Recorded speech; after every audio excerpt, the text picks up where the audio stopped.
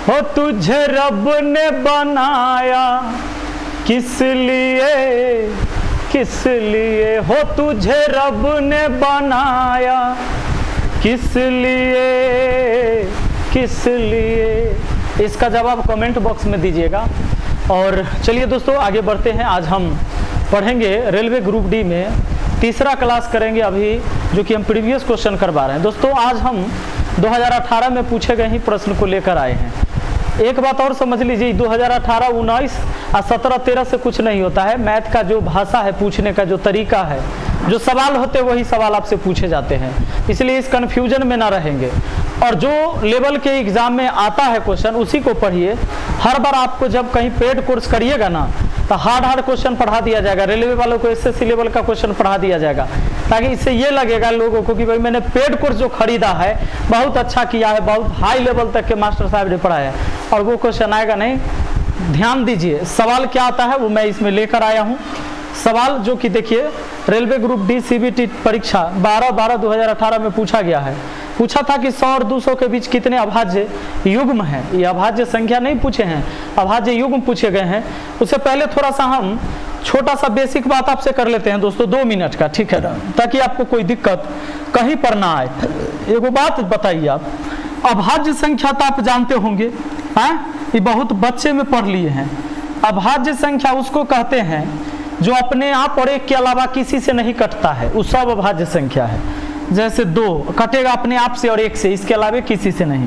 3 अपने आप से, 1 से, उसके अलावा किसी से नहीं। 1 नहीं है अभाज्य संख्या, ठीक ना। सुनिए, अब कहिएगा कि सर 4 तो 4 नहीं होगा, लेकिन 5 तब 5 होगा। 5 अभाज्य संख्या है, ये खुद से और 1 से कटता है। 7, 11, 13, इसी तरह 17 भी, 19 भी, इसी तरह आगे 23 मिलेगा आपको। ये जो अभाज्य संख्याएं होते हैं दोस्तों, अब आपको एक बात और जानना है, सह अभाज्य संख्या। ये सह अभाज्य संख्या क्या होता है? सह अभाज्य संख्या ऐसा होता है कि ऐसे 2 संख्या का जोड़ा जिसका HCF 1 होगा। जैसे मान लीजिए कि 2, 3 ये सह अभाज्य संख्या है, क्योंकि इसमें HCF 1 आएगा। अच्छा, 3, 4 ये सह अभाज्य संख्या है। आप कहिएगा सर 4 तो अभाज्य संख्या नहीं है, फिर ये सह अभाज्य संख्या कैसे हुआ? इसका ये नियम है दोस्तों कि इस जोड़ा का HCF 1 होना चाहिए। जो समूह में संख्या दिया हुआ रहेगा उसका HCF 1 होना चाहिए, मसा 1 होना चाहिए, तो वो सह अभाज्य संख्या होगा। उसी तरह 4, 5 भी अभाज्य संख्या है, 5, 6 भी अभाज्य संख्या है दोस्तों, माने अभाज्य नहीं, सह अभाज्य संख्या है, ठीक है। और अभी हम आपको बताएंगे कि अभाज्य संख्या का युग्म क्या बताना है। अभाज्य संख्या का युग्म, जैसे इसमें पूछा 100 और 200 के बीच कितने अभाज्य युग्म हैं। अब अभाज्य युग्म का क्या मतलब होता है दोस्तों, देखिए, अभाज्य युग्म, अभाज्य युग्म वो होगा, ध्यान दीजिएगा, अभाज्य युग्म वो होगा जिसमें अंतर 2 का होगा, वो अभाज्य युग्म होगा। सह अभाज्य नहीं कह रहे हैं हम, अभाज्य युग्म कह रहे हैं। जैसे मान लीजिए वैसा अभाज्य संख्या लीजिए, 3 और 5, 3 और 5 ये जो हुआ अभाज्य युग्म संख्या है। मतलब ये ऐसा जोड़ा है जो अभाज्य संख्या है ही, और ये युग्म कहिएगा तो इसमें अंतर 2 का होना चाहिए, डिफरेंस 2 का। उसी तरह 5 और 7 अभाज्य युग्म संख्या हो गया। उसी तरह आगे अगर 11 और 13, 11 और 13 ये सब क्या कहलाता है? अभाज्य युग्म संख्या कहलाता है दोस्तों। 29 और 31 भी, 29 अभाज्य संख्या, 31 भी अभाज्य संख्या। इसमें सब में अंतर 2-2 का होगा। अंतर कितना का होगा? 2 का होगा। तो ये बात आप समझ गए हैं कि अभाज्य युग्म संख्या जिसमें 2 अभाज्य संख्या ही होगा, लेकिन दोनों अभाज्य संख्या के बीच में अंतर 2 का होना चाहिए। अब एक नया बात आपसे यह कह देगा, सह युग्म अभाज्य संख्या, सह युग्म अभाज्य संख्या, सहयुग्म अभाज्य संख्या क्या होगा दोस्तों? एक बात बताइए, थोड़ा देर पहले हमने बोला था आपसे कि सह अभाज्य संख्या कौन होता है? जिसका HCF एक होता है, अयुग्म माने पेयर होना चाहिए। तो जैसे अगर मान लीजिए कि अगर हम चलते हैं 15, 17, ये 15, 17, इसमें अंतर कितना का आ गया? 2 का आ गया। ये अच्छा, इसका HCF एक हो गया, HCF एक हो गया। ये सह अभाज्य, सॉरी यहां ध्यान दें, हाँ ठीक है, एक हो गया आपका 15, 17। ये सह अभाज्य संख्या भी हो गया क्योंकि इसका HCF कितना आएगा दोस्तों? 1 आएगा, HCF 1 आएगा। और इसमें डिफरेंस कितना का है? 2 का। जब डिफरेंस 2 का होता है तो सह अभाज्य संख्या हो जाता है। और युग्म वाला बात होगा, अभाज्य युग्म या युग्म अभाज्य संख्या कहे तो उसमें क्या होना चाहिए? जोड़ा होना चाहिए। सुनिएगा, HCF 1 है तो सहअभाज्य संख्या हो गया, डिफरेंस 2 का है तो युग्म वाला भी बात पूरा हो गया। यानी ये सह अभाज्य युग्म कहिए या सहयुग्म अभाज्य संख्या कहिए, तो ये हो गया। आपको इसी तरह 167, 169 को भी कह सकते हैं। आप कहिएगा, देखिए जैसे यहाँ 15 अभाज्य संख्या नहीं है, लेकिन ये सहयुग्म अभाज्य संख्या हो गया। सहअभाज्य संख्या हुआ कैसे? जब HCF 1 हो गया तो। जैसे अगर मैंने आपको दे दिया 14, 13, 14, 13, 14 अगर दे दिया तो ये जो है सह अभाज्य संख्या हो गया, ये सह अभाज्य संख्या है। युग्म ना कहिएगा, इसमें 2 का अंतर नहीं है, ठीक है। इसमें 167 अभाज्य संख्या है, 169 अभाज्य संख्या नहीं है, लेकिन इसमें डिफरेंस 2 का आ रहा है। इसमें कितना का डिफरेंस आ रहा है? 2 का आ रहा है, तो कोई दिक्कत नहीं, ये हमारा सहयुग्म अभाज्य संख्या हो गया। चलिए, सहअभाज्य संख्या होने के लिए HCF 1 होना चाहिए, युग्म कह देगा तो अंतर 2 हो जाना चाहिए दोनों के बीच में। हम आते हैं सवाल पर और देखते हैं आज के सवाल को कि तीसरे क्लास में आपको कैसे कैसे सवाल मिल रहे हैं। कहता है 100 और 200 के बीच कितनी अभाज्य युग्म है? 100 और 200 के बीच कितनी अभाज्य युग्म है? दोस्तों, अभाज्य युग्म, अभाज्य युग्म अभी बताए थे, इस सह अभाज्य नहीं है, अभाज्य युग्म, खाली अभाज्य संख्या इसमें रहेगा 3, 5, ये देखिए अभाज्य युग्म हो गया। उसी तरह 5, 7 अभाज्य युग्म, युग्म कहे तो 2 का अंतर, और सह लगा देगा तो 1 का अंतर चलेगा। सह अभाज्य संख्या में HCF 1 होना चाहिए, अंतर 1 नहीं, HCF 1 होना चाहिए।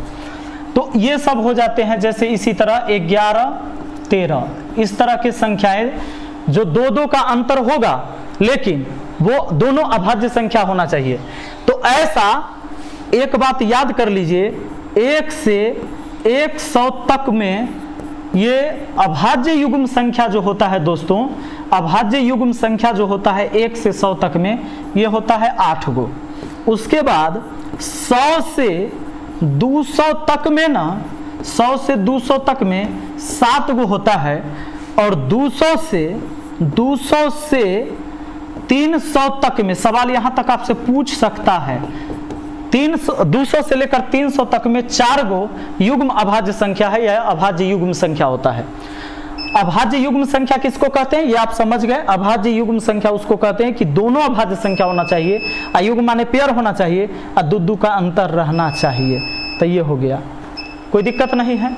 चलिए आगे बढ़ जाते हैं, फैन को बंद कर दीजिए।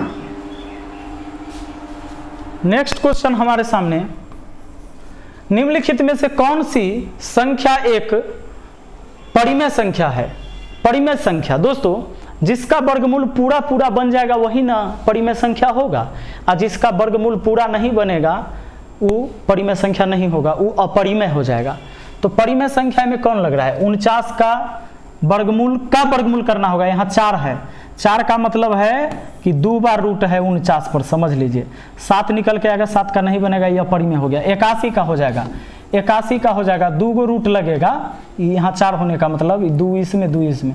81 का एगो निकल के आएगा 9, और फिर 9 का निकल के आएगा कितना? 3। तो ये जो है आपका परिमेय संख्या है। अब कोई दिक्कत नहीं होना चाहिए आपको। अगला सवाल पर इसी के साथ चलते हैं, देखते हैं नेक्स्ट क्वेश्चन क्या कहता है। कहता है ठीक 10 गुणक वाली सबसे छोटी प्राकृत संख्या कौन सी है। ठीक 10 गुणक वाली प्राकृत संख्या, 10 गुणक का मतलब समझे कि उसको 10 को संख्या काटना चाहिए, नहीं। अगर हम आपसे कहें कि 6 के कितने गुणक हैं, तो 6 के गुणक 1, 2, 3 और 6 खुद, 6 के टोटल 4 गो गुणक है, 4 गो गुणक है, माने चारों इसको काट देगा तो 4 गो गुणक इसका हो गया, समझे कि नहीं। तो आपको देखना है कि ठीक 10 गुणक वाली सबसे छोटी प्राकृत संख्या, तो 48 के कै गो गुणक है, यानी 48 को कै गो संख्या काट सकता है, ये कैसे निकालिएगा। तो हम एगो पढ़ाए हैं दोस्तों, total number of divisor, YouTube पर सर्च करके देख लीजिएगा, कुल भाजकों की संख्या निकालना हम सिखाए हैं। जैसे 48 है तो 48 के कुल कै गो भाजक है, भाजक मतलब इसके गुणक, तो भाग लगाना है 2 प्राइम फैक्टर तोड़िए, 24 दूना 48, फिर 2 से लगाइएगा तो 12 दूना 24, फिर 2 से लगाइए 2 6 के 12, फिर 2 से लगाइएगा 2 तिहाई 6। अभी सीख जाइएगा आप, सुनिए 2 कितने बार आया, 4 बार, तो 2 के पावर 4 देना है, गुना 3 कितना बार आया है, 1 बार, तो 3 के पावर 1 देना है। निकालना है हमको कुल गुणक की संख्या, कुल गुणक या कहिए डिवाइजर, कुल गुणक की संख्या, या आपसे कह देगा भाजक की संख्या। सुनिए एक ही बात है, भाजक की संख्या, तो एक ही बात है। इसको निकालने के लिए ना दोस्तों, जो अभी आपने अरेंज किया है कैसे, 48 को प्राइम फैक्टर तोड़े, 2 4 बार था, 2 के पावर 4, 3 1 बार था, 3 के पावर 1, और 5 अगर 2 बार रहता था 5 के पावर 2 भी देते। इसके पावर में केवल 1 1 जोड़िए और आपस में गुना करिए, अब बेस को छोड़ दीजिए। 4 1 कितना हुआ 5, 1 1 कितना हुआ 2, 5 दूना 10, बस बात खत्म। तो 10 गो गुणक, पक्का 10 गो गुणक किसका रहा है, 48 का, यानी ऑप्शन 1 सही है। इसका निकाल के देखिएगा तो शायद ज्यादा हो जाएगा, क्योंकि 16 को प्राइम फैक्टर तोड़िएगा तो 2 के पावर 4 आएगा, तो यानी 5 गो आएगा। 16 को तोड़िएगा तो 5 गो आएगा, पावर में 1 जोड़ना है, लिख लेना है, आगे कुछ गुना होगा नहीं, समझे कि नहीं। तो 10 गो गुणक किसका आया। चलिए सवाल हमारे सामने है, बहुत अच्छा सवाल देखिए, निम्न में से कौन से जोड़े सह अभाज्य है। अच्छा युग्म नहीं कहा, इसमें सह अभाज्य कहा। सह अभाज्य में केवल HCF 1 हो जाना चाहिए, इसमें 2 से दोनों कट जाएगा या 4 से भी कट जाएगा, तो इसका HCF 1 नहीं होगा, इसलिए आंसर नहीं हुआ। इसमें 4 2 6 3 3 6, इसमें 3 से कट रहा है तो HCF 1 नहीं हुआ। HCF जिस जोड़ा का 1 होगा ना वही सह अभाज्य संख्या होगा। अच्छा इसमें देखिए 59 97 का HCF 1 होगा, HCF कितना होगा 1, यानी ये सह अभाज्य संख्या है दोस्तों। और इसमें 5 से ई भी कट जाएगा, 5 से ई भी कट जाएगा, तो ई भी नहीं हुआ। ऑप्शन 3 आपका बिल्कुल सही है। तो अगर आप नहीं जानते रहते कि सह अभाज्य संख्या किसको कहते हैं तो गड़बड़ा जाता, ठीक है। कहता है निम्न में से कौन जोड़ा जो है सह अभाज्य संख्या का है, ठीक है ना। चलिए अब कहता है इसमें निम्नलिखित में से कौन सी अभाज्य संख्या नहीं है, निम्नलिखित में से कौन सी अभाज्य संख्या नहीं है। तो आप इसको चेक कर लीजिए कि कौन अभाज्य संख्या नहीं है। तो जो संख्या अगर कट जाएगा, मतलब मान लीजिए कि 1 और स्वयं को छोड़कर, 1 और स्वयं को छोड़कर अगर कट जाता है किसी से तो वो अभाज्य संख्या होगा, अगर इसके अलावा किसी से कटता है तो नहीं होगा। या आप खुद चेक कर लीजिए इसका। अगला देखिए 90 से 100 के बीच की अभाज्य संख्या का योग क्या होगा। 90 और 100 के बीच की अभाज्य संख्या आप एक वो जानते हैं 97 होता है, तो 97 को और किसके साथ जोड़ना है, 97 ही हो जाएगा आपका आंसर। 90 और 100 के बीच में 97 हो जाएगा एक अभाज्य संख्या, 90 से 100 के बीच में। चलिए आइए दोस्तों सवाल है अपने सामने 56 नंबर कि निम्नलिखित में से कौन सा जोड़ा यमज अभाज्य नहीं है। अच्छा यमज अभाज्य क्या होता है, यमज अभाज्य संख्या किसको कहते हैं जरा समझिएगा। यमज अभाज्य संख्या किसको कहेंगे। यमज अभाज्य संख्या जैसे मान लीजिए कि 2 अभाज्य संख्या 3 और 5 है, 3 और 5 2 ऐसे अभाज्य संख्या हैं जिसके बीच में एक भाज्य संख्या है, एक भाज्य संख्या है, भाज्य संख्या है। अतः 3 और 5 यमज अभाज्य संख्या कहलाएगा यानी twin prime number, twin prime number. सुनिएगा, यमज अभाज्य संख्या यानी ट्विन प्राइम नंबर। दो अभाज्य संख्या के बीच अगर कोई एक भाज्य संख्या है तो ये दोनों अभाज्य संख्या क्या कहलाएगा? यमज अभाज्य संख्या कहलाएगा। ठीक है दोस्तों, अब हम लोगों से सवाल क्या कहता है कि निम्नलिखित में से कौन सा जोड़ा यमज अभाज्य नहीं है? यमज अभाज्य नहीं है। अच्छा, वो दोनों अभाज्य संख्या ही होना चाहिए, तो हमको डायरेक्ट एक ऑप्शन दिखाई दे रहा है यहाँ, क्योंकि जोड़ा नहीं है से बोला है, नहीं है से नहीं पूछा है, तो नहीं है। तो 169 तो आप जानते हैं, सबसे पहले 169 जानते हैं आप कि ये अभाज्य संख्या नहीं है, ये क्या है? भाज्य संख्या। तो अगर 167 अभाज्य संख्या है, इसके बीच 168 आएगा, और ये 169 भी अगर अभाज्य रहता, जैसे ये अभाज्य है यानी प्राइम नंबर है, अभाज्य है, एक भाज्य है, और ये क्या है? अभाज्य नहीं है। ये भी आपका क्या हो गया? ये पूर्ण वर्ग संख्या है, या इसको आप कह सकते हैं कि भाज्य संख्या भी है, भाज्य संख्या भी है। तो कहने का मतलब ये है कि अगर भाज्य संख्या है, अभाज्य है, यहां भी अभाज्य रहता, बीच में भाज्य रहता, तब ही हो जाता यमज अभाज्य संख्या। लेकिन कहता है कि यमज अभाज्य कौन नहीं है? तो यही नहीं है, क्योंकि इसके लास्ट वाला मतलब 167 169 दोनों अभाज्य रहना चाहिए था, और बीच में एक भाज्य रहना चाहिए था। जैसे यहाँ 3 4 5 में आपको हम बता दिए, यमज अभाज्य संख्या यानी ट्विन प्राइम नंबर किसे कहते हैं। ठीक है, चलिए अगला देखिए। इस सवाल को जरा गौर से देखिए। कहता है 1 2 3 4 5 6 7 11 और 13 को कहा जाता है, क्या कहा जाता है? सम संख्या। नहीं भाई, सारा तो सम संख्या है नहीं। अभाज्य संख्या तो 3 अभाज्य संख्या, 2 अभाज्य संख्या, 5 7 है, 11 13 है, लेकिन 4 तो और 1 तो अभाज्य संख्या नहीं है, तो ये भी नहीं हुआ, ये भी नहीं हुआ। प्राकृत संख्या, तो आप सोचने लगेंगे कि प्राकृत संख्या 1 2 3 4 5 6 7 8 9 सब प्राकृत संख्या होता, ऐसा है नहीं, बीच में छोड़ के है। विषम संख्या, तो ये विषम संख्या सब है नहीं। दोस्तों, गिनती की सभी संख्याएं जिसमें अभाज्य संख्या भी हो, विषम संख्या भी हो, प्राकृत संख्या भी हो, मतलब भाज्य हो, अभाज्य हो, सम हो, विषम हो, इस सब आ गया ना, वो प्राकृत संख्या है। गिनती की सभी संख्याएं प्राकृत संख्या है, यानी इसको आप कह सकते हैं प्राकृत संख्या। ठीक है, तो ये 3 ऑप्शन तो बिल्कुल नहीं होगा, ये तीसरा ऑप्शन ही सही होगा। ठीक है, चलिए अगला है कि निम्नलिखित में से कौन सा एक परिमेय है? परिमेय वही है जिसका वर्गमूल पूरा पूरा बनेगा। तो 8 का मतलब वर्गमूल या घनमूल पूरा बन जाए, तो 8 का कितना आ जाएगा? 2 आ जाएगा। तो यही हो गया ऑप्शन 3 वाला आपका बिल्कुल सही हो गया, ऑप्शन 3। इसका पूरा पूरा निकल के आ जाएगा कितना? 2 आ जाएगा, क्यूब रूट होगा तो, जो रूट से बाहर आ गया। अगला देखिए, मैंने चौथे टाइप को भी इसी में शामिल कर लिया है। निम्नलिखित में भिन्न को अवरोही क्रम में व्यवस्थित कीजिए। इस तरह के सवाल भी आपसे पूछे जाएंगे। कहता है कि निम्नलिखित भिन्नों को अवरोही क्रम में व्यवस्थित कीजिए। अवरोही मतलब क्या होता है? अवरोही मतलब होता है आपको घटते क्रम। अवरोही का मतलब होता है दोस्तों घटते क्रम। तो घटते में कैसे लिखा जाएगा? घटते क्रम में सबसे पहले बड़ा वाला होना चाहिए। अच्छा, अंतर 1 का नहीं है तो क्रॉस गुना करके यहाँ चेक कर लीजिए। देखिए 9 5 कितना होता है? 45, 8 6 कितना होता है? 48। तो ये घटते गया है, तो सही है, यहाँ तक तो सही है, यहाँ सही है। अब देखिए 36 18 और 7 5 35, क्रॉस गुना करिए, 7 5 35, ये घटते गया है, यहाँ तक तो ठीक है। लेकिन 7 21 और 14 42, हाँ घटते गया है, बिल्कुल सही है, ऑप्शन 1 सही है, घटते क्रम में। बाकी ऑप्शन गलत होगा। देखिए कैसे, देखिए 6 8 48 और 9 5 45, तो ये बढ़ गया ना, 45 इधर हुआ 48 इधर हुआ, तो बढ़ गया, तो बढ़ते क्रम हो गया, तो गड़बड़ा गया। घटते क्रम का मतलब है कि घटते जाना चाहिए। ये आरआरबी जूनियर इंजीनियर परीक्षा 22/5/2019 को क्वेश्चन पूछा गया है। यही आपके रेलवे का अपडेट क्वेश्चन है एकदम।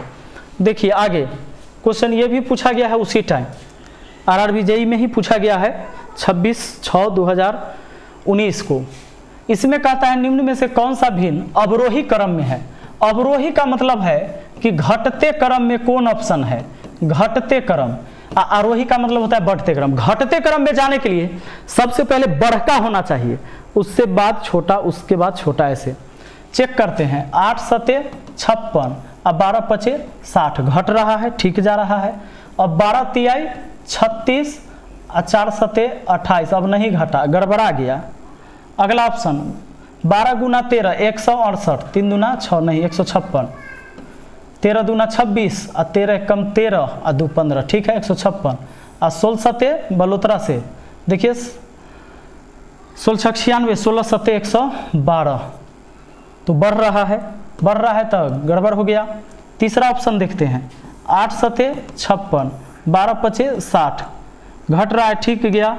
12 गुना 13 156 और 16 सते नहीं, ये गड़बड़, ये भी गड़बड़, तो चौथा ऑप्शन बिल्कुल सही, आगे चेक करने की जरूरत नहीं है। ये 16 तिहाई 48, ठीक है। देखिए 13 चौका 52, घटा है ना, यहाँ तक ठीक। अब अगला चेक करेंगे 4 पचे 20, 8 3 24, घटा ना, ठीक है यहाँ तक। अगला 8 सते 56 और 12 पचे 60, घटा ना, घटा तो ठीक है। यानी बिल्कुल 3 ऑप्शन ही, तो अधिकतम 3 ऑप्शन चेक करना होता है। दोस्तों आज इतनी गर्मी में मैं आपको पढ़ा रहा हूँ कि आपको बता नहीं सकता। मतलब बिजली कटी हुई है, लाइन नहीं यहाँ पर, इन्वर्टर से एसी नहीं चल सकता है, हालत ख़राब है मेरा। अगला देखिए सवाल, कहता है कि निम्न में से निम्न में कौन भिन्न अवरोही क्रम में है। अवरोही मतलब क्या है, घटते क्रम में कौन है, चेक कर लीजिएगा क्या आप, घटते क्रम वाला चेक कर लीजिएगा क्या, बिल्कुल चेक कर लीजिएगा। 8 पचे 40, 11 तिहाई 33, तो बढ़ गया, ये नहीं है सही। 19 सते 33 से 133, अब 15 नामा 35 से 135, सही है, घट रहा है। 15 तिहाई 45, 8 सते 56, घट रहा है, यहाँ तक ठीक है।